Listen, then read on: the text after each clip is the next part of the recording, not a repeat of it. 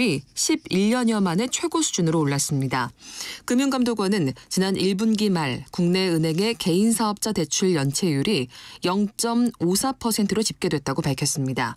직전 분기인 지난해 말 0.48%보다 0.06%포인트 상승한 것입니다.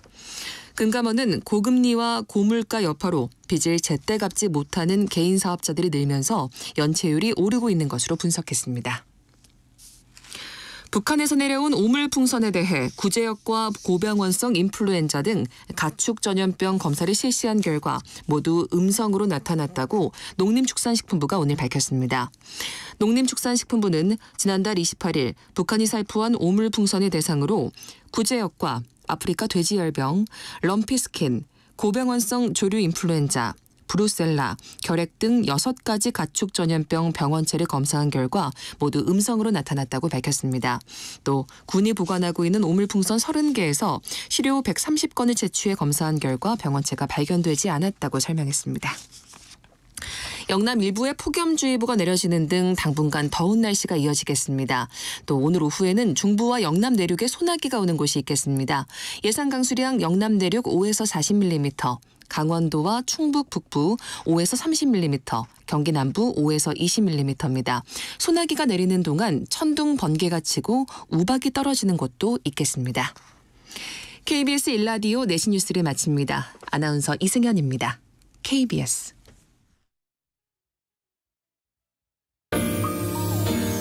대한민국 중심 채널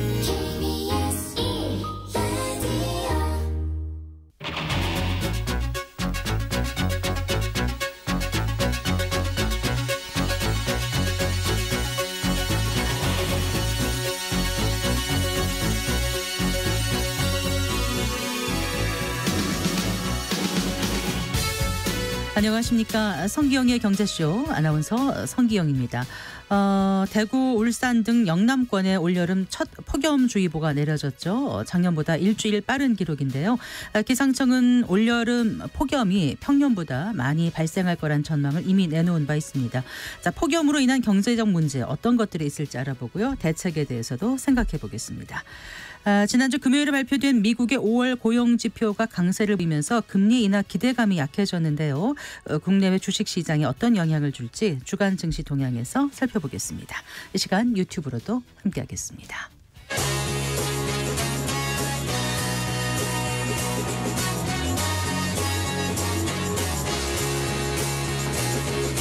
경제 시야를 넓혀드립니다. 투자의 지름길을 안내합니다. 돈 되는 정보를 발견하는 시간. KBS 1라디오 경제쇼.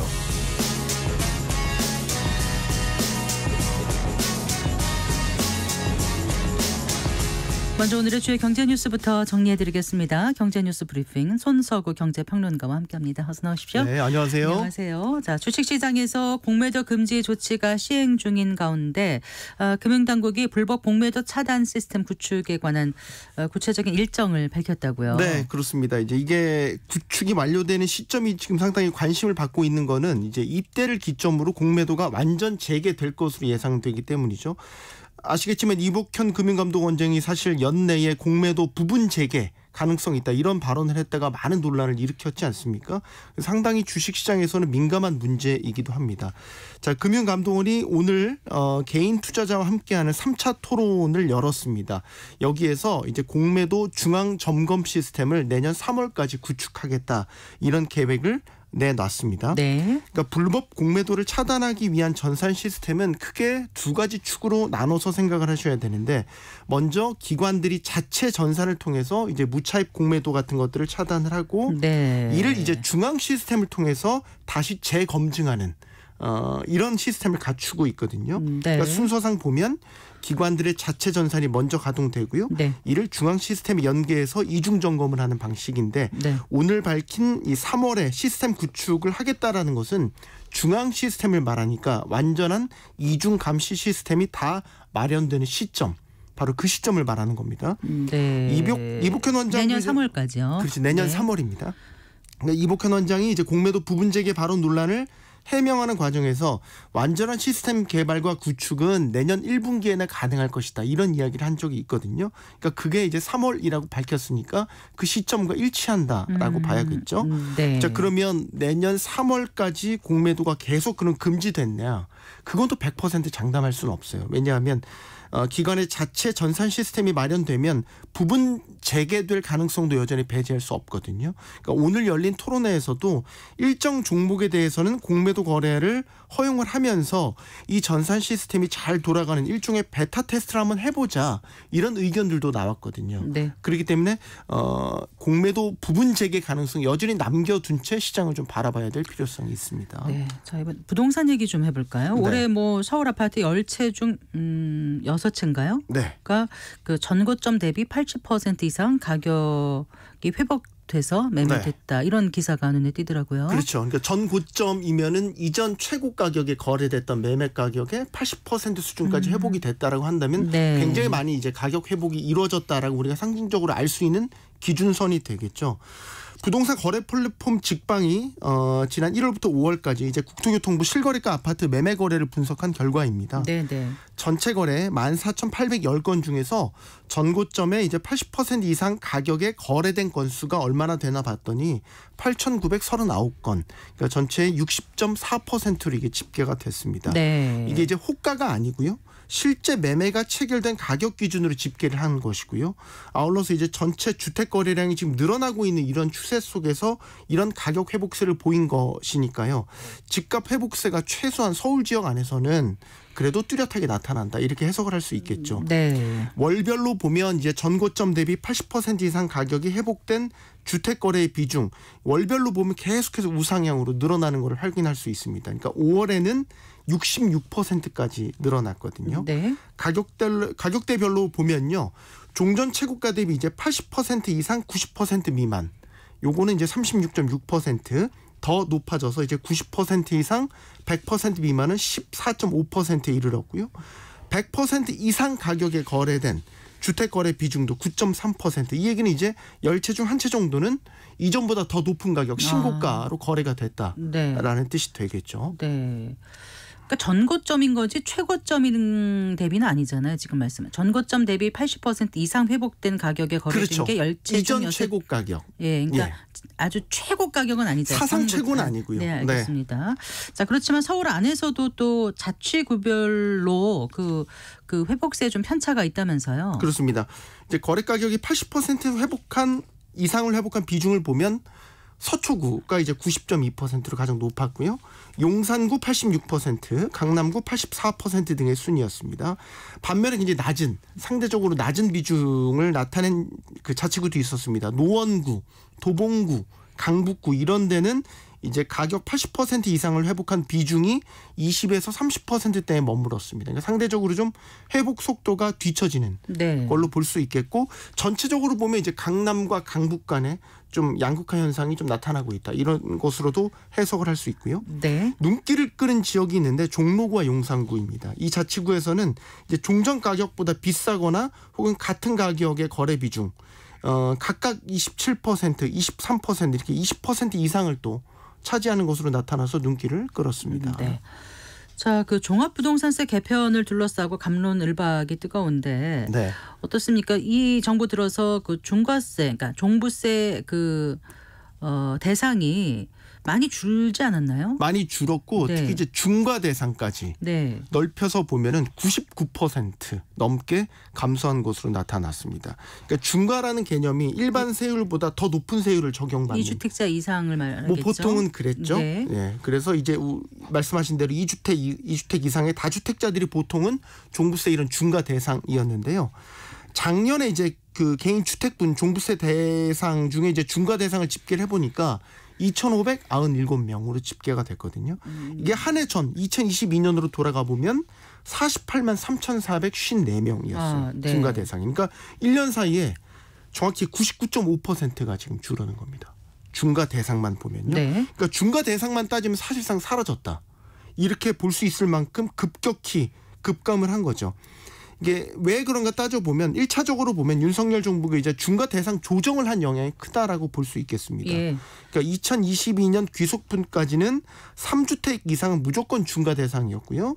2주택자라고 하더라도 조정 대상 지역의 주택이라면 네. 중과세율이 적용됐거든요. 네. 근데 작년부터 바뀐 거는 조정 대상 지역의 2주택자는 중과 대상에서 빠졌습니다. 네. 이게 컸다라고 볼 수 있겠고요. 여기에다가 기본 공제도 높였잖아요. 그러니까 그 다주택자 기본 공제액이 종전엔 6억 원이었는데 이게 네. 9억 원으로 인상이 됐고요.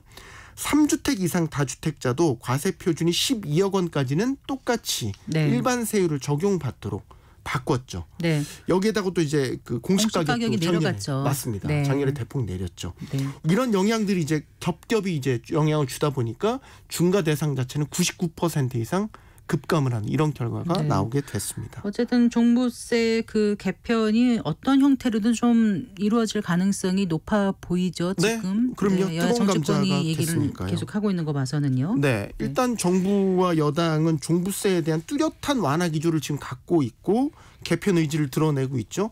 사실 종부세 폐지 자체가 윤석열 대통령의 공약 사항이기도 했었잖아요. 그런 만큼 지금 정부도 폐지를 포함한 대폭 종부세 부담 경감에 초점을 맞춰서 지금 추진을 하고 있고요.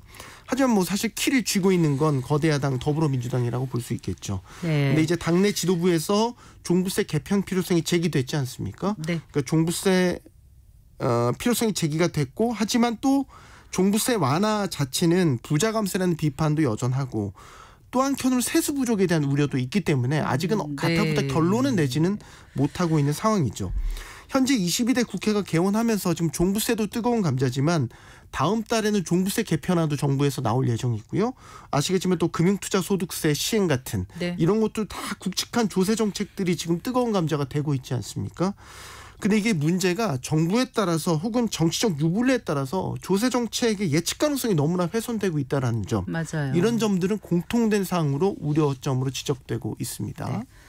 자, 지금의 초저출산과 고령화가 계속되면 10년 뒤에 우리 경제가 역성장할 것이다 이런 네. 전망이 나왔습니다. 그렇죠. 역성장한다는 건 이제 우리 경제 성장률로 따지면 마이너스 후퇴하는 성장을 거죠. 한다라는 얘기가 되겠죠. 네. 이게 한국은행 경제연구원이요 공식 블로그에 올린 보고서입니다. 보고서 제목은 이렇습니다. 연구개발 세계 2위 우리나라 생산성은 제자리. 네. 라는 제목인데요. 이제 보고서에서는 기존은 이렇습니다. 출산율의 극적 반등, 생산성의 큰 폭 개선 같은 이런 획기적 변화가 없다면 우리 경제는 2040년대 접어들어서 마이너스 성장 국면에 진입할 것이다. 이런 경고를 한 겁니다. 네. 2040년이면 이제 16년 남았네요. 얼마 남지 않았죠.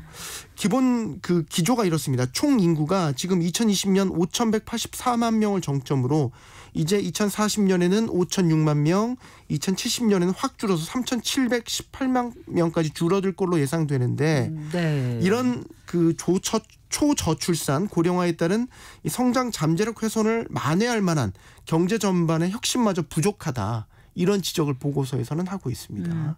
그 혁신이 부족한 원인으로는 어떤 걸 꼽았던가요? 그 혁신의 양은 늘었는데 혁신의 질이 가파르게 추락하고 있다. 이런 점을 지적하고 있는데요. 보고서 제목에서도 알 수 있지만 우리나라 연구개발 지출 규모, 특허 출원 건수 세계 2위, 4위 수준입니다. 네. 세계 최고 수준이죠. 그런데 이에 반해서 기업의 생산성 증가율을 보면 2001년부터 2010년까지 연평균 6.1%였는데 네. 이게 2011년부터 2020년까지 1% 미만으로 추락을 해버렸어요. 0.5%까지 크게 낮아졌다는 점을 지적을 하고 있고 원인이 뭐냐라는 걸 봤었을 때 보고서에서는 대기업 중심의 연구개발 구조의 한계를 지적을 하고 있습니다. 그러니까 대기업이 전체 R&D 지출의 증가를 주도하고 특허 출원 건수도 크게 늘리긴 했지만 이게 생산성과 직결되는 지표들 예를 들면 특허 피인용 건수 같은 것들을 보면 2000년대 중반 이후에 네. 눈에 띄게 감소를 했고 이게 회복을 하지 못하고 있다. 네. 이런 점을 지적을 하고 있고 중소기업이 이런 부분들을 좀 충당을 해줘야 되는데 중소기업은 중소기업대로 혁신자금 조달이 어렵고 또 신생 진입까지 줄면서 생산성 증가세가 크게 꺾였다라는 점을 얘기를 하고 있고요. 네. 또 하나 한국 기업의 혁신의 질이 떨어진 데는 기초연구 지출 비중이 크게 줄었다는 점을 지적을 하고 있습니다. 네, 네. 그러니까 우리 기업들이 주로 잘하는 게 응용 연구거든요. 기존에 남아있던 기초연구 결과물을 갖고 융합해서 만들어낸 결과물 이런 것들은 실적의 양을 늘리는 데 효과적이지만 네. 기초연구 혁신은 질과 좀 밀접한데 이런 기초연구 지출 비중은 2010년 14%에서 2020년대 들어서 오히려 줄었다. 네. 이런 점을 지적을 하고 있습니다. 알겠습니다. 네, 말씀 잘 들었습니다. 고맙습니다. 네, 고맙습니다. 경제뉴스 브리핑 손서구 경제평론가와 함께했습니다.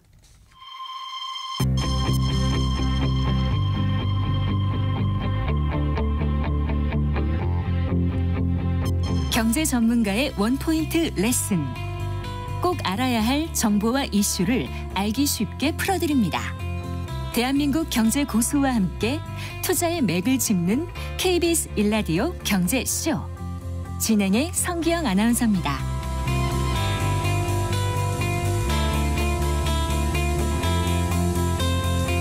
네, 오늘 참 더웠습니다. 오늘도 덥지만 지난 5월도 참 더웠는데요. 이건 우리나라만의 얘기가 아니었더군요. EU 산하의 그 예보센터입니다. 코페르니쿠스 기후변화 서비스에 따르면 지난달이 전 세계 기록상 가장 따뜻한 5월로 기록됐다고 하는데요.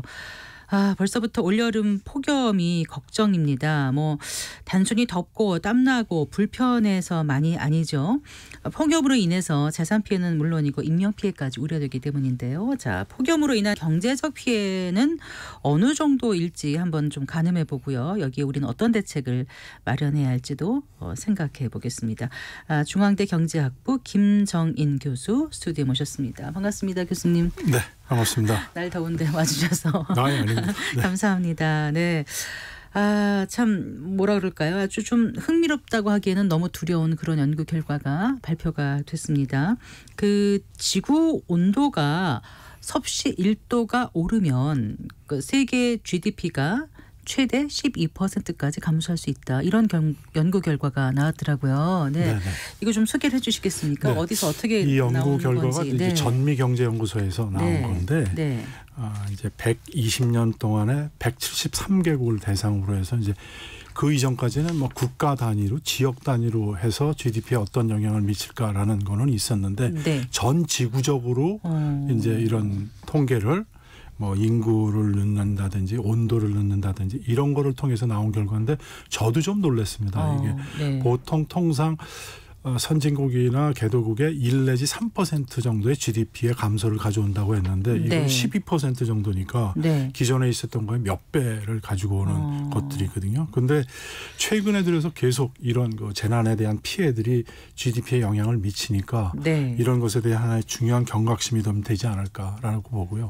네. 그다음에 그 보고서가 이제 기후 변화와 거시 경제의 영향 이런 것에 대한 부분들인데 네. 그 내용을 더 보면은 1도가 오르면 네. 그거에 대한 영향이 앞으로 10년 정도 네. 더 이렇게 지속된다라고 하는 것들이니까 피해가 금방 복구되는 게 아니라 네. 계속해서 이제 10년 동안에 지속된다. 이것도 저는 상당히 중요한 문제라고 그러니까 한번 봅니다. 지구 온도가 1도가 올라가면 이제 제가 보고서 요약해 놓은 걸 보니까 6년 가량 후에 세계 실질 GDP가 10% 이상 하락하고 이런 부정적인 영향이 10년 이상 지속되는 것으로 조사됐다. 네, 맞습니다. 네. 근데 이제 기존에 말씀하셨던 것처럼 보통 지구 온도가 이제 1도 오르면 1 내지 3% 정도 세계 GDP가 감소할 것으로 추정됐었잖아요. 기존의 관련 연구 네네. 논문에서는. 근데 이번 거는 말씀하신 대로 120년에다가 173개국의 여러 다양한 변인들을 다 넣다 보니까 네. 좀 더 자세하고 또 정확하지만 충격적인 네. 결과가 나온 게 아닌가 싶어요. 그렇습니다. 이게 어느 대학에서 나온 거죠? 전미경제연구소에 실린 건데 그 발표한 교수는 하버드 경제학과하고 예. 그다음에 이제 노스웨스턴 대학의 예. 그 교수들이 학자 냈는데 두 분이 한 네. 거잖아요. 물론 이제 어떤 경제 모델을 썼느냐 그거에 네. 따라서도 다르겠지만 네. 일반적인 추세로 보면은 재난에 대한 피해가 계속 늘어나고 있는 것만은 틀림없는 사실이거든요. 그러다 네. 보니까 GDP의 영향을 틀림없이 더 많이 줄 거고 앞으로도 더 많이 줄 거다. 이것에 대한 것들을 우리가 반드시 조금 생각해 볼 필요가 있는 거죠. 네. 지금 이렇게 더운 것도 결국 지구 온난화로 인한 결과잖아요. 네, 맞습니다. 그런데 이제 지구 온난화로 해서 이제 평균 온도가 상승을 하면 이렇게 폭염도 나타나지만 또 가뭄도 나타나고 네. 홍수도 나타나고 여러 가지 기상 이변이 나타나게 되는데 이번 그 연구를 보면은 기후 위기로 인한 경제 손실의 규모가 그동안 미국이나 그 각국 정부가 추정해온 손실에 비해서 약 6배 정도까지 높은 수준이다 이렇게 나왔더라고요. 여기에 대해서는 교수님 어떻게 생각하세요? 이런 피해에 대한 통계들은 굉장히 많이 나옵니다. 네. 예를 들어서 최근에 이제 뉴질랜드 은행이라든지 이게 빅토리아 대학교하고 같이 과거 20년 동안 네. 정확하게는 20년서부터 19년 동안의 재난으로 인한 피해액이 얼마냐 봤더니 연간 195조. 시간당 조 원이에요? 조 달러예요? 달러 원입니다. 원, 195 네. 원조. 네. 그러니까 굉장히 높은 거죠. 그런데 이 연간 195조 원의 그 피해가 발생하는데 네. 요거 19년까지에 대한 통계거든요.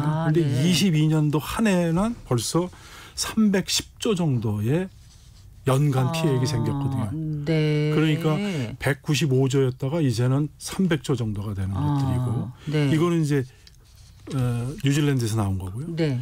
세계 기상기구 가장 이제 권위 있는 거기에서는 통계를 또 냈는데 70년대에 비해서 벌써 7배나 피해액이 늘었다라고 하는 공식 통계를 낸 바가 또 있습니다. 네. 이것 말고도 가장 재난의 직접적인 이해관계자라고 할 수 있는 보험사. 특히 네. 이제 재난보험을 많이 다루고 재보험사. 있는 네. 스위스 재보험사 같은 데서도 이제 글로벌 자연재해 보험 손실액 같은 거를 매년 추정해서 발표를 하는데 네. 여기에서도 지금 최근 5년 동안 1,000억 달러 이상에 대한 손실이 계속 발생하고 있고 앞으로 5 내지 7%가 계속해서 증가해서 일어날 거다. 이렇게 보고 있거든요. 그러니까 네. 어느 기간에 보더라도 이런 피해액들은 계속 다 증가하고 있는 게 모든 기관들의 공통적인 네. 상황입니다. 그리고 유엔 재난위험 경강국인가 여기서는 2030년까지 그렇죠. 3,700만 명에서 최대 1억 700만 명이 네. 극심한 빈곤에 처할 것이다. 네. 단순히 재난에만 그치지 않고 이게 빈곤으로까지 네. 연결되는 거다. 맞습니다. 이건 네. 이제 유엔에서 아주 전문적으로 재난 위험을 하기 위해서 만들어 놓은 기관인데 여기에서도 벌써 최소 4천만 명에서 1억 2천만 명 정도가 네. 피해를 보니까 거기에서 뭐 노동에 대한 손실이라든지 더 빈곤이 악순환되는 것들이 나오는 현상들이 생거든요. 네. 그렇기 때문에 이것도 세계 경제에는 아주 좋지 않은 악영향을 미칠 수밖에 없죠. 네. 특히 개도국들은 이제 더 빈곤이 악순환되는 것들을 겪을 수밖에 없으니까요. 그러니까 이렇게 지구 온난화가 심각해지고 그로 인해서 지불해야 할 비용이 높아지는 것에 대해서는 대부분 학자들도 동의하시고 이제 저희 청취자분들도 대충 이제 아시긴 아실 거예요. 그런데 네네. 사실 구체적으로 이렇게 와닿지가 않는 게 도대체 기후 문제가 얼마나 심각하길래 이게 전반적으로 이렇게 많은 피해를 주는 건지는 잘 이렇게 계산이 안 되거든요. 네. 네, 이상 기후를 좀 심각하게 봐야 되는 이유를 먼저 설명해 주시고요. 네. 네, 어떻게 그 수치로 우리가 생각할 수 있는지도 좀 말씀해 주시면 도움이 될 것 같아요. 우선 쉬운 예로 보면은 저희가 이제 지금 석탄 발전소는 점진적으로 없어지기는 그렇죠. 하겠지만 네. 석탄 발전소를 저희가 석탄이 없으니까 수입을 해옵니다. 네. 그럼 인도네시아라든지 베네수엘라 이런 데에 아주 폭풍우가 온다든지 폭우가 온다든지 그러면 그쪽에 있는 광산이 막혀버리면 네. 그게 실제로 10몇 년 전에 일어났던 일입니다. 네. 그래서 물류에 아주 심대한 차질이 생겨서 석탄을 들어오지 못하게 되는 경우가 생겼습니다. 네. 그럴 때 굉장히 초비상이었었습니다. 발전소에서는. 그러다 보면 그것이 장기화되면 석탄의 수급이 안 되면 전력이 돌아가지를 못하니까 그렇죠. 전력에 대한 공급이 적어지게 돼서 굉장한 이 소위 물가 상승이라든지 전력의 요금의 상승에 영향을 줄 수가 있죠. 네. 또 하나는 최근에도 벌써 일어나는 건데 너무 폭염이나 이런 가뭄이 심해지면 식량에 대한 가격들이 높게 돼 있죠. 네, 수확량이 반대로 올해는 또 네. 비가 많아져가지고 네. 밭작물들이 굉장히 또 타격을 받아서 양파라든지 감자라든지 이런 거에 대한 것들이 또 올라갈 수가 있죠. 그다음에 기억하시겠지만 2005년도에 카트리나가 있었을 때 네. 이때 엄청난 피해가 있었는데 부동산 가격이 어마어마하게 높게 뛰었습니다. 석유 가격도 얼마하게 뛰고 카트리나로 인해서 이제 많은 집들이 없어지고. 파손되고 막 하다 네네. 보니까 네. 그러니까 이게 사실은 굉장히 우리들한테 직접적으로 와닿는 것들인데 네. 기후 변화라고 그러니까 그냥 온도만 생각하는 것만인데 사실은 네. 그렇지 않고 네. 실생활에 가장 직접적인 타격을 준다. 또 그것이 이제 물가가 올라가게 되면 네. 거기에 꼬리를 무는 게 이제 금리에 대한 부분들도 또 그렇겠죠. 이게 되고 네. 경기 침체라든지 이런 거에 대한 인플레이션도 될 수도 있고 네. 그래서 우리가 다른 각도에서 심각하게 봐야 된다. 저는 이렇게 보죠. 그래서 기후 경제학이라는 예, 용어가 맞습니다. 이미 1970년대 중반에 생겼던 네. 것 같고요. 그다음에 지금은 이제 재난의 경제학이다 이런 또 표현도 네. 하고 그러더라고요. 그 당장 지금 이제 올해 그 농산물값 같은 경우가 지금은 약간 좀 안정세 보이긴 했습니다만은 뭐 2월 이럴 때 보면 사과값도 무척 올랐고 네. 파값도 많이 올랐고 막 그랬던 기억이 납니다. 근데 사실 이제 월급은 오르지 않고 이렇게 장바구니 물가가 계속 오르다 보니까 힘들다는 분들 많거든요. 네. 외식 물가도 많이 비싸지고요. 결국 그런데 이 농산물 값이 오른 게 교수님 말씀하신 것처럼 이상기후의 이상기후로 인한 결과겠죠. 네. 일정 농민들한테 부분. 네. 재미있는 설문을 했습니다. 네. 과연 기후변화가 있느냐. 우리나라 농민들의 거의 80% 90%가 체험하고 있다. 네, 이미 내가 겪고 이미 있다. 내가 겪고 있다. 예. 이렇게 벌고 있는 거거든요. 예. 그래서 그와 마찬가지로 이게 요즘에 이제 지구가 온도가 되면은 해수의 온도도 올라가게 되니까 그거에 따라서 또 김 양식이라든지 네. 고기 양식이라든지 이런 거에도 영향을 미쳐서 요새 그렇겠네요. 김값이 금값 아닙니까? 네. 근데 이게 다 벌써 실생활에 연결이 돼 있는 것들인데 네. 이거를 좀 빨리 보고 있다. 저는 이거를 빨리 좀 개선을 해야 된다. 오징어 이렇게 이런 보고 것도 무척 비싼 맞습니다. 것 같아요. 네. 금징어라고 할 정도로 비싸고. 네. 그러니 이제는 비싼 물가가 이런 특히 이제 농수산물 이런 거 같은 경우는 어찌 보면 좀 받아들여야 되지 않나. 그전에는 어떤 외생 변수같이 느껴졌는데 이제는 거의 기상이라는 거 기후변화가 상수처럼 느껴지거든요. 네, 맞습니다. 저도 개인적으로는 그렇게 조금 보면서 국가가 좀 대책을 만들고 여러 가지 저장이라든지 뭐 수급에 대한 원활성이라든지 이런 것도 좀 고려를 해볼 필요가 있다라고 생각을 네, 했었죠. 그 이창용 한국은행 총재가 이제 그 지난 4월 금융통화위원회에서 그 금리 인하 시기에 대한 기자들의 질문에 말씀하신 것처럼 이 금리까지 영향을 미치는 네. 거니까 그 금리를 쉽게 낮출 수 없는 원인 중 하나로 기후 변화를 이제 얘기하지 않았습니까? 어떻게 보면 당국자가 좀 회피하는 것 같지 않냐 이렇게 얘기할 수도 있겠지만 사실이긴 한 것 같아요. 이 부분이. 네, 맞습니다. 네. 이게 그 기업들한테는 전통적으로 예전에는 이제 재무 리스크, 네. 재정 리스크가 가장 중요하다고 봤는데 그렇게 말씀하신 이유는 재무 리스크는 당연히 있는 거고 네. 그다음에 기후 변화로 인한 기후 변화 리스크가 기업들, 네. 정부들한테도 굉장한 영향을 주기 때문에 이런 말씀을 하신 거거든요. 네. 왜냐하면 기후 변화로 인해서 방금 말씀드렸듯이 물가에 대한 상승뿐만 아니라 네. 날씨가 굉장히 더우면 건설에 있는 분들한테 좀 쉬게 하라라고 네. 하는 작업 중지 명령도 내릴 수 있거든요. 네, 네. 그러면 벌써 나타나는 게 노동 생산성의 저하라는지. 네. 그래서 그거에 따라서 여러 가지 그 위험 요인도 나올 수도 있고 고용에 대한 불안정성도 나올 수도 있고 네. 이렇기 때문에 기후 변화가 가지고 있는 거가 물가 안정에 영향을 벌써 미칠 수 있기 때문에 물가 네. 안정은 금리 금리하고. 당국에서는 금리하고 완전히 직결되는 문제니까 네. 그래서 이제 한국은행에서도 이것을 기후변화에 대한 요인도 이제는 금리에 있어서 조금 고려해야 된다라고 말씀하신 거라고 네. 봅니다. 각오를 해서 그런가 저는 오늘 조금 그래도 좀 덜 덥다는 생각은 했는데 네. 어쨌거나 지금 이제 시작이지 않습니까? 네. 올여름 폭염이 더 자주 일어날 거라고 벌써 기상청이 예보를 했거든요. 네. 당장 올여름 폭염이 걱정인데 지금 이제 세계보건기구죠 WHO에서는 21세기 사람들의 건강을 위협하는 가장 큰 요인으로 이제 폭염을 지목했잖아요. 네. 근데 뭐 이거는 WHO가 아니더라도 우리가 2018년에 한번 겪었던 것 같아요. 네, 그때 네. 아주 힘들었지 않습니까? 2018년에 저희 나라 같은 경우는 최악의 폭염으로 저도 알고 있는데 네. 111년 만에 최악이었죠. 그래서 이제 온열 질환 환자로 돌아가신 분이 한 160명. 처음에는 한 40몇 명 됐다가 결국엔 나중에 160명으로 고쳤는데요. 네.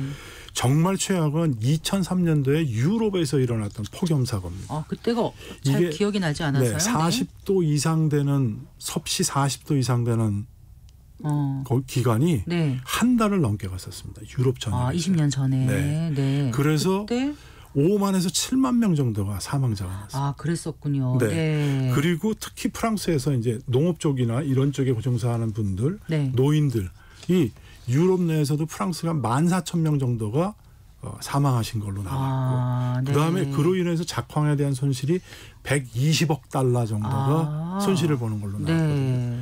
그거는 뭐 한 20년 정도 되는데 최근에 미국이나 중국은 22년에 거의 114년 만에 가장 최악의 폭염, 네. 60년 만에 중국은 또 최악의 폭염. 그래서 저는 재난의 경제학 플러스 폭염의 경제학이 이제는 많이 올 것이다. 이게 이제 네. 기상학자들도 얘기하는 거고. 네. 점점 체온을 그렇죠. 넘는 기온을 우리가 어떻게 견딜 수 있을까 했는데 이제는 40도도 뭐 흔히 볼 수 네, 네. 있는 게 됐고 심지어 뭐 50도도 넘어간 적이 있지 않습니까? 뭐 인도 태국에, 같은데 네. 태국 같은 데에서 네. 그렇게 돼버렸죠. 예. 그런데 지금 이제 폭염의 가장 큰 피해를 보는 거는 결국은 이제 취약계층 분들이시잖아요. 네, 맞습니다. 이 문제도 잠깐 좀 짚어주세요. 아무래도 이게 이제 여러 가지 냉남 특히 이제 난방이라든지 냉방 이런 시설들이 부족하고 또 그리고 이제 심혈 관계라든지 뭐 이런적 부분들이 있으신 분들이 아무래도 노인층, 네. 남성, 여성, 그다음에 어린이층 네. 등이 있는데 최근에는 영유아들도 굉장히 취약하다라는 얘기들이 많이 그런가요? 나왔습니다. 네. 이제 온도 조절을 잘 못하는 경우들이 생긴다. 네. 그래서 이 체온에 대한 조절 능력이 떨어지는 사람들이 아주 취약한 걸로 나와서 네. 이제 이 기변의 취약층이라고도 그 안에도 포함시켜야 되는데 재미있는 게 최근에 스위스 노인 여성들 64세 이상 되는 한 2,000명 되는 분들이 유럽에 있는 그 재판소를 대상으로 해서 소송을 걸었습니다. 이게 독일에서도 소송을 걸었고 네. 우리나라에서도 소송을 걸었는데 소위 이제 기후 소송입니다. 네. 정부가 더 빨리 대처를 해야 된다. 네. 대처를 늦게 함으로써 여러 가지 이제 이런 사고라든지 사망이라든지 이런 거가 생기니까 더 빨리 해야 된다라고 하는 부분들에 있어서 소송을 지금 걸고 있는데 아마 이 소송에 대한 결과가 네. 나오게 되면 꽤 큰 파장이 좀 있을 거라고 개인적으로 보고 싶습니다. 네. 그 전 세계적으로 부유한 나라보다 가난한 나라가 그 기후로 인한 피해가 더 크다고 하는데 이건 자연스러운 것 같아요. 네. 빈곤층이 더 막 많이 피해를 보고 개도국 사람들이 더 많이 피해를 보고 네. 그러니까 이제 유엔에서 굉장히 빠르게 협의를 받습니다. 작년에 네. 그 이제 소위 자 이렇게 많이 피해를 보고 있으니 그 피해에 대한 부분들을 보상을 해주겠다. 그래서 손실과 피해라고 하는 기금을 만들자. 네. 그래서 1조 정도를 만들기로 합의를 했습니다. 네. 그 이전에는 이제 기술 지원이라든지 산업 구조를 변화시킬 수 있는 소위 이제 그린 기후 펀드를 만들자라고 해서 우리나라 송도에도 지금 그 본부가 있는데요. 네. 그거 일종의 양대 산맥으로 손실과 피해 기금을 만들기로 합의를 본 건데 네. 국제 협상이 시간이 좀 많이 가는데 이거는 굉장히 빠르게 몇 년 안에 이루어지게 됐습니다. 네. 그만큼 절박하다고 생각했겠죠. 맞습니다. 네. 네. 그래서 벌써 독일 같은 경우에는 네. 뭐 한 1,300억, 뭐 영국도 한 900억 이상 이렇게 했는데 아쉽게도 지금 현재 한국에서는 조금 기여하겠다라고 하는 부분들은 아직 없는 상황입니다. 그렇군요. 네. 그 2018년 이후에 이제 폭염이 법적으로 자연 재난에 포함된 후에 정부가 이제 폭염 피해를 줄이기 위해서 어떤 범정부 차원의 정책을 준비하고 있는데 어떤 준비를 하고 있는지 지금 궁금합니다. 뭐 다양하게 지금 뭐 예를 들어서 온열 질환 가이드라인이라든지 재난 가이드라든지 이런 재난 통계 이런 것들을 하고 있고 기반 시설에 대한 부분들 예를 들어서 홍수가 폭우가 많이 왔을 때 저수지나 댐 용량 이런 것들을 하기는 있는데 노력은 많이 하고 있지만 아쉽게도 이 폭우나 이런 거를 많이 받았던 곳에 언론에도 나왔지만 아직 복구가 안 된 그렇더라고요. 그리고 다음에를 또 남았고요. 그래서 이런 부분들은 좀 하루 빨리 좀 해줘야 된다. 왜냐하면 생명과 재산에 대한 부분에 대한 거와 연결되어 있기 때문에 저는 이런 부분들도 좀 해야 되고 또 하나 굉장히 저는 좋은 사례라고 보는데 몇 년 전에 이 포항에 엄청나게 많은 폭우가 순식간에 내려서 포항제철 안으로 이게 물이 다 들어와서 이제 소위 범람을 했죠. 그 근처에 있는 하천이. 그래서 뭐 한 2조 정도에 대한 손실이 예상된다라고 하는데 그것도 회사에 대한 부분들이 굉장히 적극적으로 이제 거의 창사 이래 최대의 위기다라고 할 정도로 이제 했었는데 굉장히 많이 잘 적응을 했고 또 시민들이 많이 적응을 도와줬고요. 또 그다음에 시가 재빠르게 하고 정부도 했는데 너무 위기에 닥쳐서만 하지 말고 위기 재난은 사전에 방지하는 것이 제일 좋고 피해를 감소를 하는 것이 사전에 하는 게 좋으니까 그런 부분들을 조금 염두에 뒀으면 좋겠습니다. 네. 그런데 이제 기술이 발전하면서 필요한 에너지는 점점 늘어나고 있고 앞으로 이제 AI 뭐 이런 걸로 인해서 그 필요한 전력이 더 아주 많이 늘어날 것이다 이런 전망이 나오고 있지 않습니까? 앞으로 이 부분도 좀 해결해야 될 문제일 것 같아요. 네, 맞습니다. 이게 지금 데이터 센터 같은 데는 저희 전기 먹는 하마라고 그렇다면서요. 하는데 네. 이거는 이제 전 세계적인 추세기 신재생 에너지로 가는 거가 가장 맞는데 이게 최대의 문제가 네. 쉽지 않은 문제가 될 수 간헐성 있거든요. 문제, 간헐성에 그렇죠. 대한 문제. 이게 네. 계절이 있어서 네. 태양을 쓸 수 있는 시간이 실제로는 한 4-5시간 많아야 그다음에 풍력에 대한 부분들도 있고 네. 그리고 이제 남는 전력을 또 저장을 해야 되는 부분이 네. 되고 그렇기 때문에 좀 다양하게 조금 가야 된다. 신재생 에너지 원에 대한 부분들을 풍력, 태양광, 바이오 뭐 여러 가지 뭐 열병합 같은 거를 통한 열에 대한 것들. 그래서 이 다양한 부분들이 결국에는 좋지 몇 개만 해서 하는 것들은 바람직하지 않고 위험하다. 네, 에너지원을 다양한 데서 네. 충족시켜야 된다 이런 말씀이신 것 같아요. 자, 개인 차원에서 이런 그 기후 문제를 뭐 내가 어떻게 할 수 있을까 이렇게 생각하면 안 될 것 같고 하나하나 우리가 있는 자리에서 뭔가 역할을 한다면은 조금 더 이 뜨거워지는 지구를 그 속도를 좀 늦출 수 있지 않을까 이런 네. 작은 바람도 갖게 되거든요. 좀 그 부분에 대해서 한 말씀 부탁드리겠습니다. 저는 우선 제일 먼저 중요한 게 생각에 대한 변화들이 좀 있어야 된다고 봅니다. 네. 현재를 생각하지 말고 과연 이 상태로 갔을 때 미래가 어떻게 될까. 그렇게 되면은 미래에 대한 준비를 우리가 해야 되는 생각이 좀 있을 거고 그다음에 행동에 대한 변화들이 많이 있어야 된다고 봅니다. 네. 기후변화는 나의 문제가 또 우리의 문제가 있는데 실천을 안 한 부분들이 꽤 많거든요. 네. 귀찮아서. 그러니까 그런 부분들 좀 있어야 되고 그다음에 건설적인 비판이나 이런 것들이 곳곳에 있어야 된다고 봅니다. 그냥 방관에 대한 것들이 아니라 참여에 대한 변화라고 저는 얘기하는데 네. 조직 내에서도 회사에서도 이거는 좀 우리 친환경으로 가자. 친환경 제품 만들자. 친환경 네. 기술 해야 된다. 네. 라고 하는 부분들이 좀 있어야 되고 그런 것들을 통해서 개인 스스로가 좀 친환경 소비자가 되어가는 그런 것들이 짧게는 안 되겠지만 계속해서 나가는 것들이 있어야 되고 정부는 이거를 교육시켜야 되고 홍보시켜야 되고 네. 특히 이뤄야 된다고 저는 봅니다. 네. 오늘 말씀 잘 들었습니다. 감사합니다. 네, 교수님. 감사합니다. 네, 김정인 중앙대학교 경제학부 교수와 함께했습니다.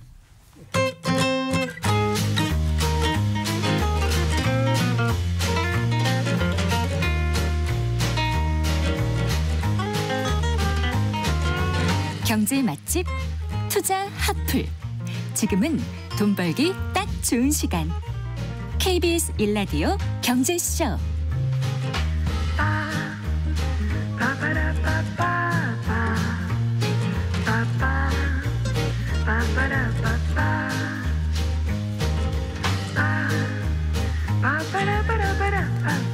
네, 한 주간 주식시장에 영향을 줄 주요 이슈와 일정 살펴보고 현명한 투자 전략도 짚어보겠습니다. 주간 증시 동향 LS증권 염승환 이사 스튜디오에 모셨습니다. 반갑습니다. 네, 안녕하세요. 안녕하세요. 자, 미국 증시 지난주 흐름 좀 정리를 해보고 갈까요? 네, 지난주에는 이제 주간 기준으로 다우가 0.3% 올랐고요. 네. S&P 500 지수가 1.32%, 나스닥은 2.38% 오르면서 나스닥은 계속해서 좋은 흐름이 좀 이어졌다라고 보시면 되겠고 이게 미국 증시가 지난주에 랠리를 보였던 가장 큰 이유는 엔비디아가 지난주에만 10% 이상 또 급등을 했거든요. 그래서 네.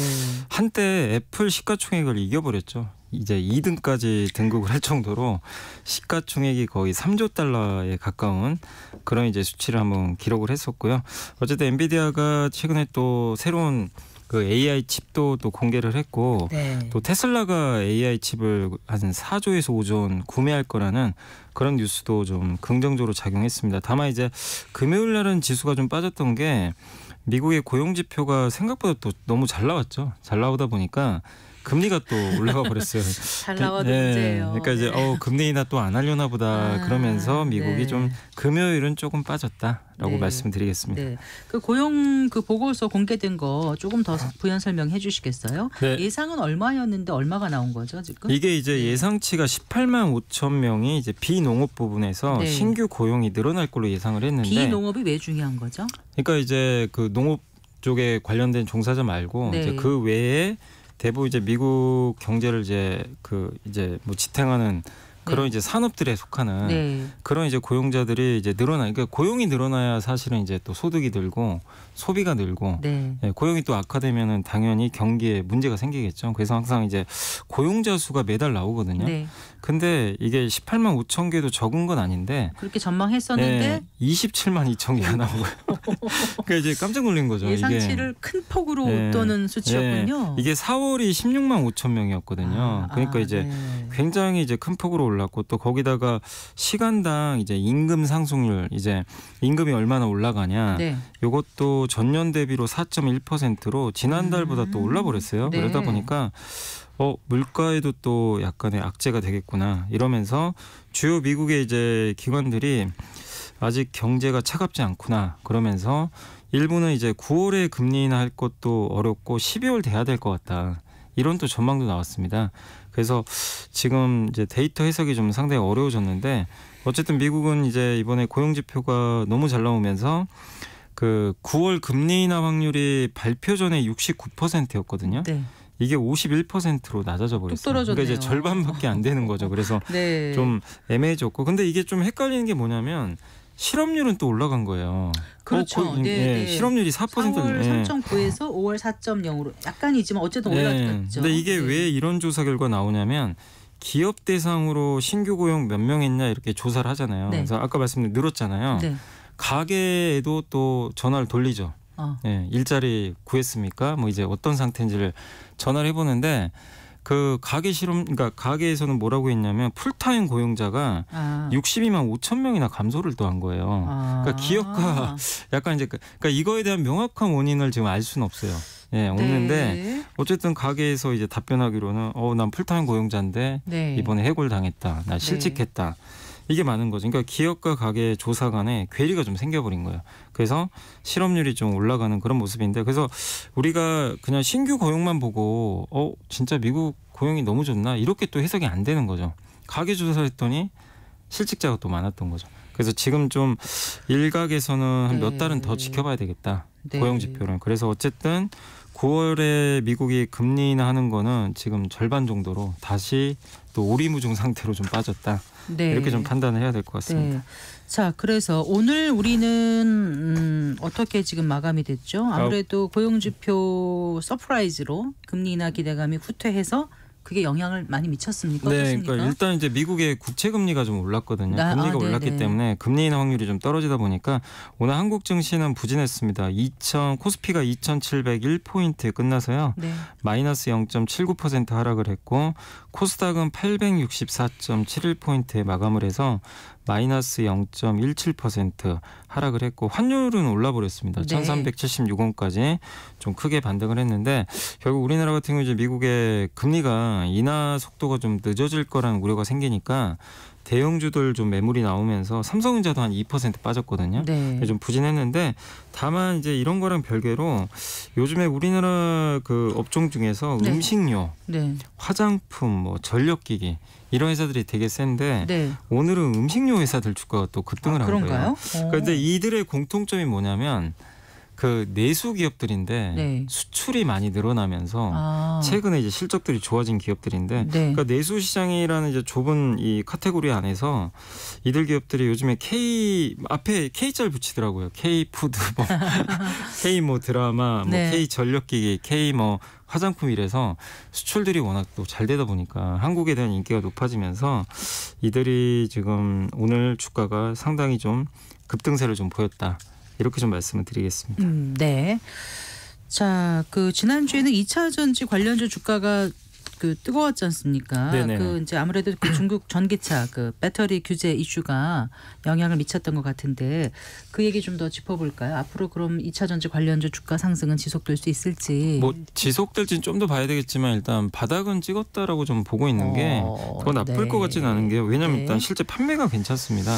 이번 GM의 5월달 판매 데이터도 역대 이제 가장 좋았다고 하고 전기차로 한정해서요. 네. 그리고 LG 에너지 솔루션도 미국 공장이 이제 가동 한 달 들어갔는데 네. 수율, 그러니까 불량품 대 제대로 만든 제품의 비율인데 이게 높으면 좋은 거죠. 수율. 네. 수율이 90%까지 나왔다고 하더라고요. 그래요? 이제 그만큼 이제 지금 긍정적인 데이터들이 나오고 있고 또 거기다가 이제 중국에 대한 규제도 좀 있어요. 네. 6월 5일 날 미국 하원 의원 몇 명이 일단 중국의 그 세계 1등 그 배터리 회사죠. CATL. 네. 거기하고 또 고션이라는 회사가 있거든요. 네. 이 회사 수입 제재 대상에 올려야 된다. 이렇게 또 주장을 한 거예요. 그러면 이제 네. 이 기업들 같은 경우는 미국에다 공장을 지으려고도 했던 기업들인데 이게 어려워지겠죠. 그럼 이제 미국에서만큼은 한국 기업들이 중국과의 경쟁에서 계속 우위를 차지할 수 있다 보니까 네. 또 아마 이번 주 중에 발표할 수도 있다고는 하는데 유럽이 중국산 전기차 관세 부과하는 거 그 검토 얘기도 있더라고요. 그러니까 중국에 대해서 유럽까지도 규제를 하려고 하니까 우리나라한테 나쁜 게 아닌 거죠. 사실은 경쟁 네. 대상이다 보니까. 그래서 이런 것들이 좀 맞물리면서 판매 데이터까지 좋아지면서 지금 전기차, 그러니까 배터리 쪽은 정말 오랜만에 좀 분위기가 좀 좋아지는 쪽으로 좀 바뀌고 있는 건 어쨌든 사실인 우리가 것 같습니다. 반사 이익을 얻고 있다는 말씀이신 거죠? 왜냐하면 중국이 지금 현재 배터리 1위라서 네. 중국에 대한 규제는 한국한테는 당연히 큰 호재가 좀 될 수밖에 없습니다. 네. 아까 CATL 말고 고션 하이테크 말씀하셨던 네, 건가요? 맞습니다. 예. 네. 알겠습니다. 자, 그리고요. 이제 지난주 보면 SK 하이닉스가 얼마로 사상 최고가를 찍었던 거였죠? 그때 이제 20만 8천 원까지 올랐었거든요. 네. 예. 그래서 이제 종가 기준입니다. 네. 장중 기준은 아닌데 종가 기준으로 사상 최고가인데 네. 사실 뭐 삼성전자는 아직도 좀 부진하고 예. 삼성전자는 오늘도 빠졌죠. 오늘도 한 네. 2% 가까이 좀 많이 빠졌습니다. 예. 참 답답한 모습을 네. 보인다고 이제 삼성전자 들고 계신 분들은 그렇게 생각을 하실 것 같은데 일단 그 엔비디아에 공급할 HBM 그 고대역폭 메모리 그게 여전히 테스트 중이라고 하지 않습니까? 네. 뭐 그때 로이터 통신에서는 뭐 실패했다 이렇게 예. 해서 잠시 막 이제 휘청거리기도 했는데 또 엔비디아의 그 최고 경영자 그 젠슨 황이 예. 그게 아니다 하고 있다 뭐 이렇게 또 얘기를 한 거죠 직접. 네네 맞습니다. 그래서 이제 사실 그것 때문에 지난주에 잠깐 한번 올랐었거든요. 네. 왜냐하면 그때 기사로는 이제 이거 완전히 실패다. 네. 아예 공급이 안 되겠구나 우려를 했는데 그건 아닌 거죠. 그래서 테스트를 하고 있는데 젠슨왕 CEO도 분명히 얘기한 건 뭐냐면 이제 엔지니어링 조금만 더 테스트를 하면 될 것 같다 막 이제 이런 식으로 얘기를 했거든요. 그래서 자기도 삼성이 됐으면 좋겠다라고 이제 간접적으로 언급을 한 거죠. 근데 이제 그게 바램과 어쨌든 현실은 또 다르거든요. 네. 최종 테스트가 끝나야 되거든요. 근데 네. 그게 아직은 안 끝났나 봐요. 그러니까 시간이 좀 지연되다 보니까 결국 하이닉스는 계속 지금 공급을 하고 있는데 네. 삼성은 도대체 언제 하는 하나요? 거냐. 그러니까 하는 건 알겠는데 시기가 이제 불확실하다 보니까 그래서 아직까지 시장에서는 좀 확신을 못 하고 있다. 다만 저번에 경기현 사장에서 전영현 부회장으로 또 사장도 바뀌었잖아요. 교체를 했고 네. 그래서 아마 삼성에서 뭔가 전략 변화도 있을 거란 얘기는 들리더라고요. 그래서 그게 좀 아직은 뭐 지금 취임한 지 얼마 안 됐기 때문에 안 나왔지만 어쨌든 삼성의 반격이 하반기에 나올지가 관건이고 그 첫 번째로는 결국엔 엔비디아 공급이거든요. 네. 그래서 요게 7월이나 9월 사이에 나올 거란 얘기들도 좀 들리긴 하는데 뭐 명확하진 않습니다. 어쨌든 지금 샘플 테스트를 하고 있고 요게 통과가 돼야만 삼성전자에 대한 좀 시각이 바뀌지 않을까 이렇게 좀 판단을 하고 있습니다. 네. 엔비디아 그 액면 분할이 언제 된다는 거예요? 이제 오늘부터로 알고 있습니다. 네. 네, 거래가 그 10분의 1로 아마 액면 분할 되는 걸로. 그렇게 되면 어떻게 보세요? 보통 주가가 액분이 되면은 낮아지니까 네, 좀- 그러니까 만약에 예를 들면 이제 100만 원짜리 기업인데 네. 액면 분할 10분의 1로 하면 10만 원이 되니까 네. 가격이 되게 싸지죠. 네. 네. 그래서 옛날에 삼성전자도 액면 분할 한 적이 네. 있었거든요. 그래서 이제 싸지니까 그 많이들. 유동성이 많이 공급이 되죠. 그래서 네. 거래량이 늘어난 효과가 있어서 그런 점에서 이제 접근이 좀 쉬워지는 거죠. 네. 자, 아까 잠깐 말씀하셨으면 이제 K 들어가는 거, 네. 네, 열풍이 뜨거운데 지금 K 뷰티에 관심이 많더라고요. 네네. 그 미국 화장품 수입국 중에서 한국이 그러니까 4월에 네. 보통 프랑스를 제치고 1위를 차지했다잖아요. 네. 이거 큰 거 아닙니까? 굉장히 큰 거죠. 미국이 네. 제일 큰 시장인데 네. 거기서 수입하는 국가 중에 한국이 1등했다는 거. 전통적으로 1등은 항상 프랑스가 있거든요. 그러니까 프랑스 화장품 하면 다들 네, 막 유명하죠. 어느 근데 나라에서나 선호됐었는데 이렇게 된 이유 중에 하나가 네. 고급 화장품 시장보다 요즘에 인디 브랜드라 그래가지고 네. 중소형 화장품 시장이 커지는데 거기서 제일 잘하는 국가가 한국이거든요. 네. 워낙 이제 다양한 브랜드를 잘 만들다 보니까 그래서 그 트렌드에 한국이 잘 맞아서 인기가 또 많고 서구 선진국에서도 한국 화장품의 뭐 유튜브라든가 이런 걸 보면서 스킨케어에 대한 관심들이 높아진대. 한국 이제 여성분들 피부가 워낙 또 좋다 보니까 나도 한번 해봐야 되겠다. 네. 그런 좀 문화들이 또 확산이 되고 있다고 합니다. 근데 이게 미국만 그런 게 아니라 요즘에 네. 유럽이 화장품 강국인데 그렇죠. 한국 화장품 수입이 늘고 있고 요즘엔 또 아프리카까지도 한국 화장품 수입이 지금 크게 그래요? 늘고 있다고 하더라고요. 네. 그러니까 이게 한 국가만의 문제가 아니라 중국을 제외하고는 많은 국가들에서 한국에 지금 제품들이 인기가 끌고 있는데 이게 의미하는 건 뭐냐면 중국 시장 규모가 100조 원 정도 되는데 나머지 시장이 680조 정도 된다고 하더라고요. 화장품 시장이. 네. 그럼 이제 그 시장을 무대로 우리가 지금 가고 있는 거니까 네. 상당히 한국 화장품의 미래가 좀 밝아지고 있다 이렇게 봐야 될 것 같습니다. 네, 그렇군요.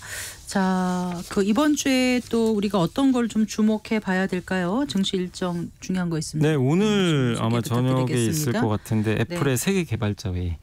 이게 오늘 드디어 열립니다. 그래서 드디어 네, AI 관련 된 걸 공개할 것 같은데 네. 아직은 내용은 모르니까 한번 지켜보시면 되겠고 그 다음날 수요일이 중요합니다. 이날 중국하고 미국에서 각각 소비자 물가지수 발표되고 네. 같은 날 FOMC가 또 열리게 되거든요. 네. 그래서 금리 결정하니까 지켜보시면 좋겠고 금요일 날은 이제 일본 BOJ에서 통화정책회의를 또 여니까 네. 금리 결정을 하게 됩니다. 그래서 뭐 이번 주에 이런 금리 결정 이슈들도 잘 확인하시면 또 좋을 것 같습니다. 네, 잘 들었습니다. 고맙습니다. 감사합니다. 네, LS증권 리테일 사업부의 염승환 이사와 함께했습니다. 마칠 시간입니다. 성기영의 경제쇼 오늘 순서 여기까지입니다. 저는 아나운서 성기영이었습니다. 고맙습니다.